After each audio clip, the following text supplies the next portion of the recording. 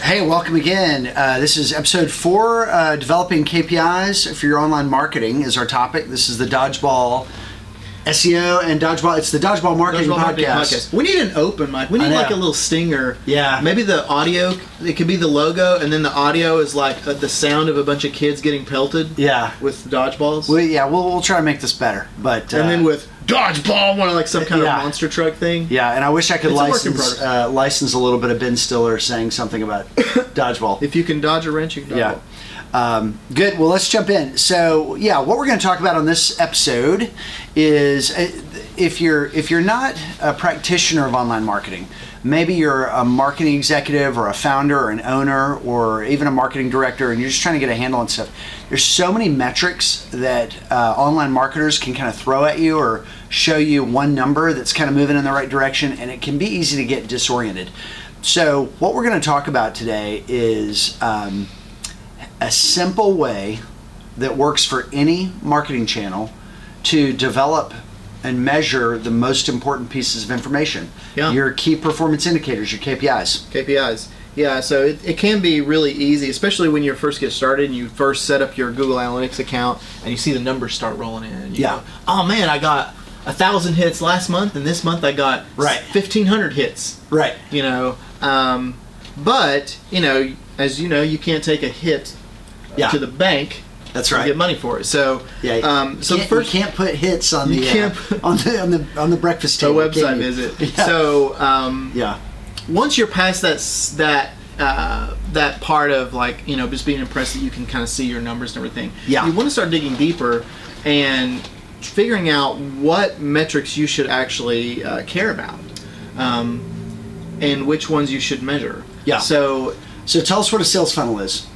So a sales funnel is a different activities, different places people go before they do business with you. So an example might be if I'm looking for a pressure washing company, I'm going to type in pressure washer.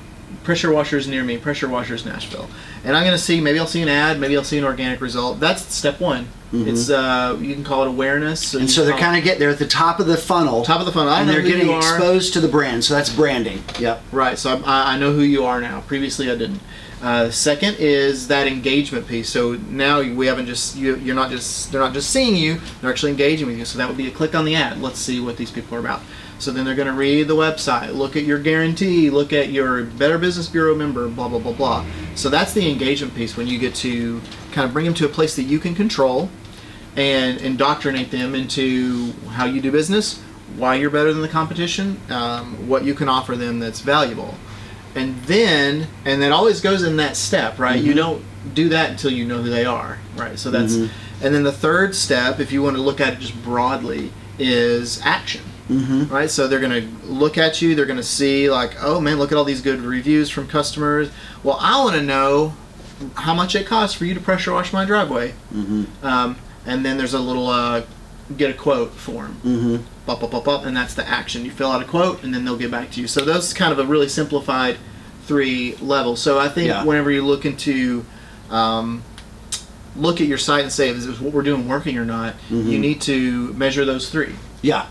However that looks for your business. That's right, and it can be different for different marketing channels. And so we're gonna end today's session with sort of the simple way to think about any online marketing channel. But this applies to marketing channels. So, for something like SEO, you can think about a handful of things. You can measure how many times you appeared in search results listings. Those are impressions. Right. And that's a word that we're used to from ads.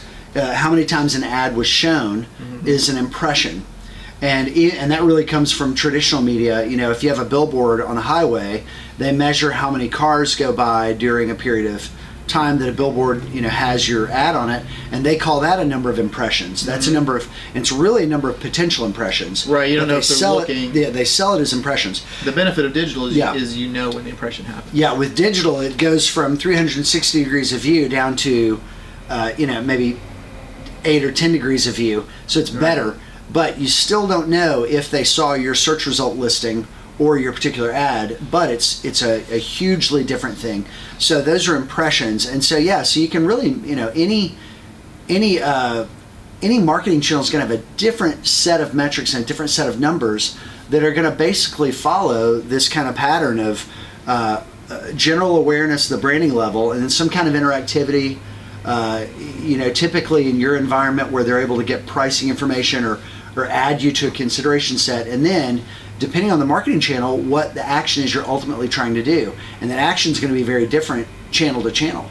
So what what are some of the channels for like ad campaigns? What are some of the things, Chris, people could want to do? What they want to measure? Yeah, the action. Yep. What are some of the actions? So a good action might be click-through rate.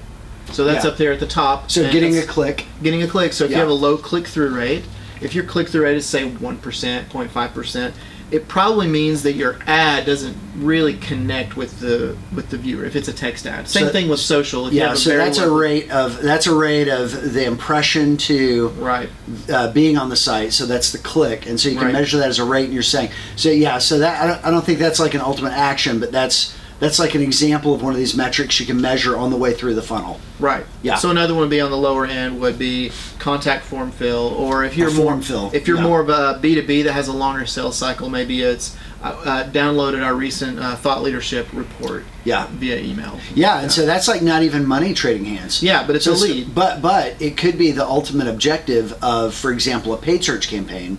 Right. And so that's the measurable action. Mm-hmm. That's the one at the bottom of the funnel. Of course. Yeah. So let's think about that. We've got downloads, form fills, phone. Phone. If you have a trackable phone number on your site, which you can track phone numbers right back into Google Analytics with their different softwares, that could be another one. If you're locksmith or something like that, it's just going to be like just taking phone calls all day long. It's really short sales cycle.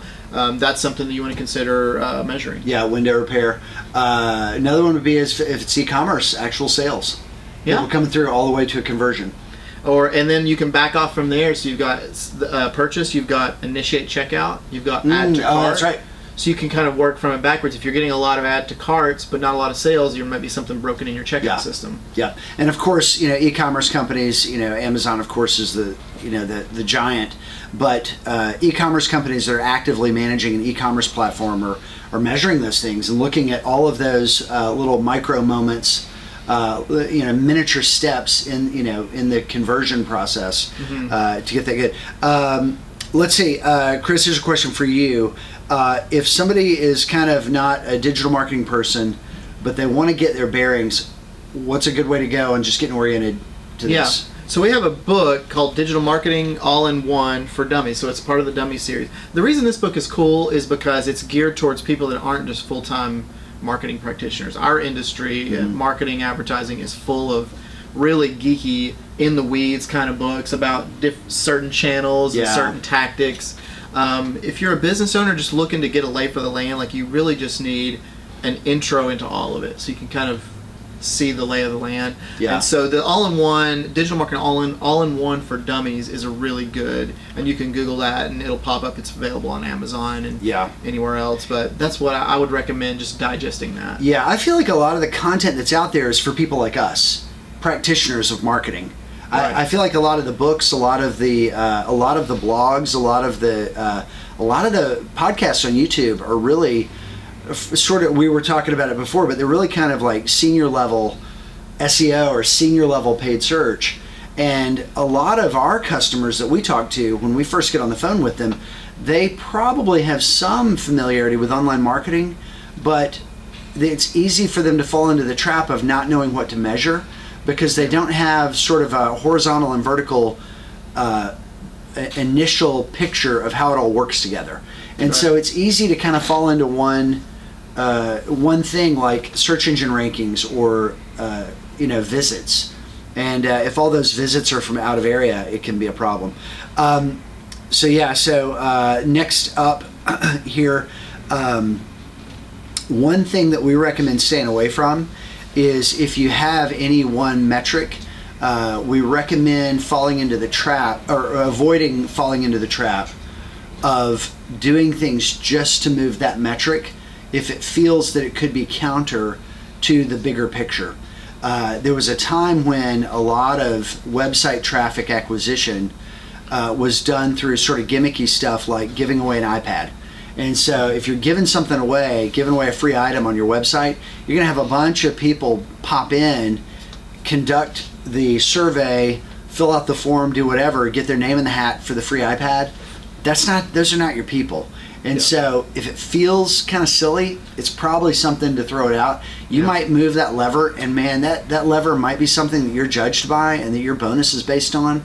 There could be some hard decisions about this stuff, but I would just say, if you're really committed to the success of your organization, avoid anything that works for one of the pieces in the sales process, but intuitively isn't helping value, not just hurting, but is neutral to the others. If it's neutral to the others, it's probably not a good tactic. Yep. Yeah. Ultimately, it's about deciding what you want. Like, so if you're a carpet company and you're giving away iPads, doing an iPad giveaway, well, those people don't really have a need for carpet at that point in time. They just wanted a free iPad, and so it's thinking about what you want. Do you want more people to get to download a piece of content via email that you've created? Do you want appointments? Do you want reach out for pricing? It might be. Do you want donations? Yeah. You're a nonprofit. Do you? Right. And it might be that you only want branding. Maybe you run a business. You could just want awareness. Yeah. You know, if you're running a site that's advertising monetize, you're just looking for eyeballs. So your KPI might be how many people visited 5 pages or more. Mm-hmm.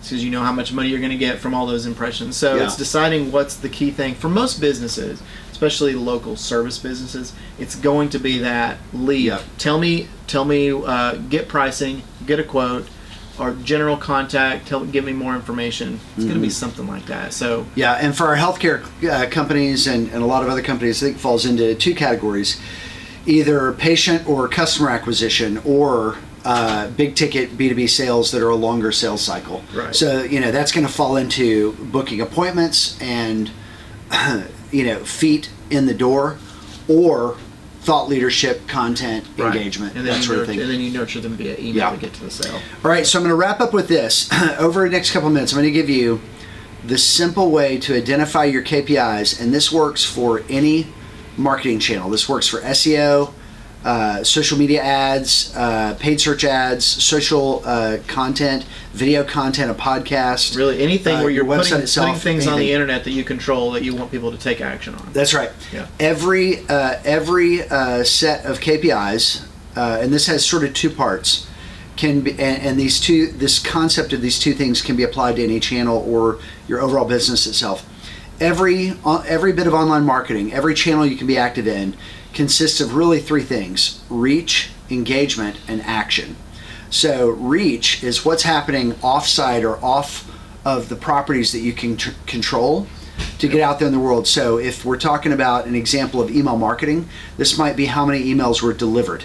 And what was your deliverable? You can't really control whether or not somebody still subscribes. There's some things that are sort of outside of your control.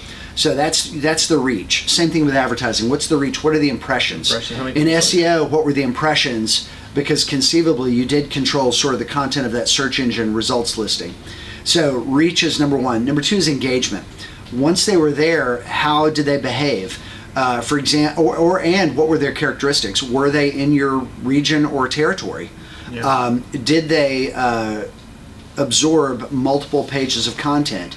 Did they spend time on site that seemed to be valuable? Did they watch a video? Did they consume a bit of video content for a certain number of minutes? And that could still even be off-site, but that's engagement with a listing or a page that you have some control over. So number 1, reach. Number 2, engagement. Number 3, action. And action isn't just your ultimate action that we're talking about with the overall sales funnel for your business. It's for that particular marketing channel, what action did you want them to take? For email marketing, it may just be a click to get to the website, and then you're kind of measuring website behavior, and you're starting the cycle all over again. Or for social, if it's a completely cold lead, you don't expect them to jump from Facebook or Instagram and then immediately ask for pricing. Right. You might just want them to say view a key page. Yes. Like view our portfolio or something like that. And that might be a win for social. You just want people exposed to your brand. Right. Maybe paid search, it's more of a getting the lead. Right. Or maybe even opt into an email newsletter. Right. So, which is then kind of kicks the cycle again. So the last one is action. So reach, engagement, and action. If you understand each of your marketing channels and your business as a whole in terms of the reach, the action, or the reach, the engagement, the action that works for that channel, then you can measure two different things: the whole numbers at each step in the process and the rate of movement from one step to the next, each of the steps. And that is a system for measuring any digital marketing channel and developing your KPIs. The whole number and the rate of moving to the next step for reach, engagement, and action. And you can apply that to any channel. Yeah. And that's how to develop KPIs. Yeah. All right. Hope this has been helpful. We'll see you on the next one. Yeah.